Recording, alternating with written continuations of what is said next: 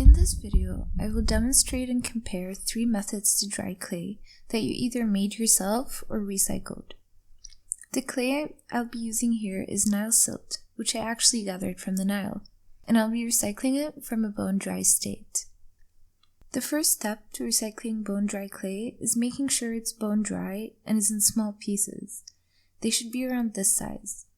The smaller the pieces, the quicker that they will slake down. I have them in this large container, and I'll now cover them with water. You only really need enough water to submerge all the pieces.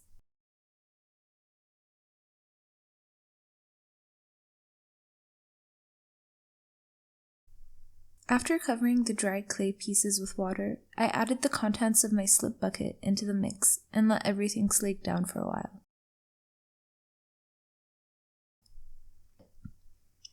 After one day, it's time to mix the clay to make sure it's homogenized. Many people recommend using a mixer, but I find that using my hands gets the job done. I just reach in and crush any lumps or pieces with my finger and keep swirling till I feel the slurry is soft and doesn't contain any large clumps. Once that you feel it's mixed enough, leave it for a few days. In this case, I left it out for 5 days, and I think that algae has started to grow in it. I'm going to remove a bit, but honestly, this is good for the clay. Clay that's moldy and/or has a bunch of bacteria in it is much more plastic and is actually coveted. Mix the clay again and be sure to scrape off the bottom. This slip looks like it's ready for drying. I'll show you 3 ways of doing this. Method 1. My favorite method to dry large amounts of slurry is in a cotton pillowcase.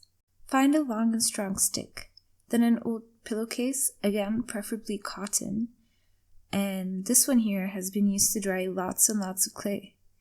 You can either tie it by rope, or what I do is cut holes at the top of the pillow and slide it over a long stick or pole.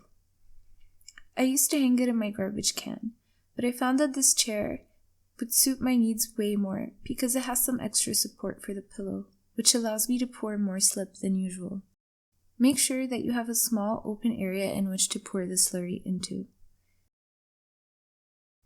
Pour the slurry into the pillow and leave it up to dry.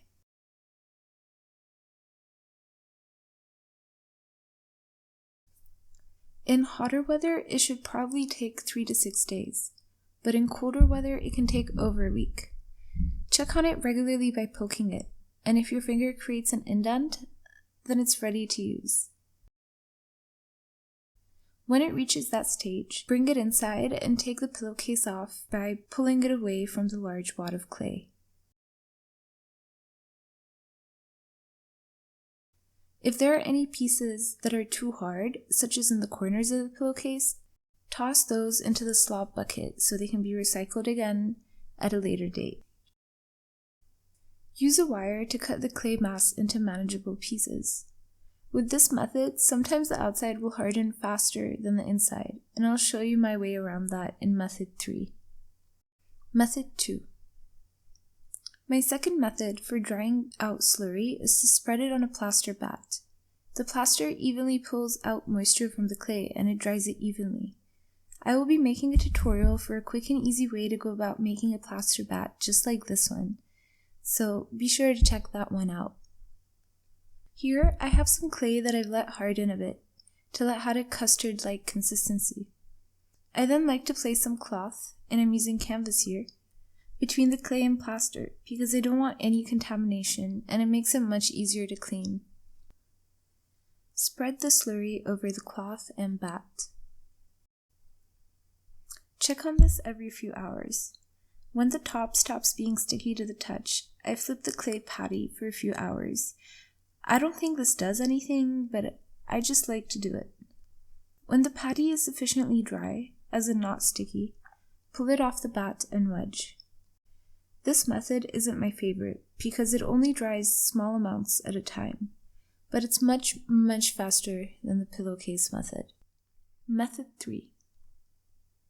This isn't so much a drying from scratch method, but it's great for when your clay is pretty dry but is still too sticky, wet, and mushy. You basically roughly wedge and mix together a small amount of clay and try to roll it into a long cylinder worm shape. And you have to excuse my framing. I'm still new at this. So after you roll it into a long cylinder worm shape, you stand it up like an arch. This allows for more surface area to be exposed to the air. This is a great method to use with the pillow method because it makes up for the inside of the pillow being too wet. Again, check on these regularly, and when the clay stops sticking to your fingers, then it's ready to be wedged and used.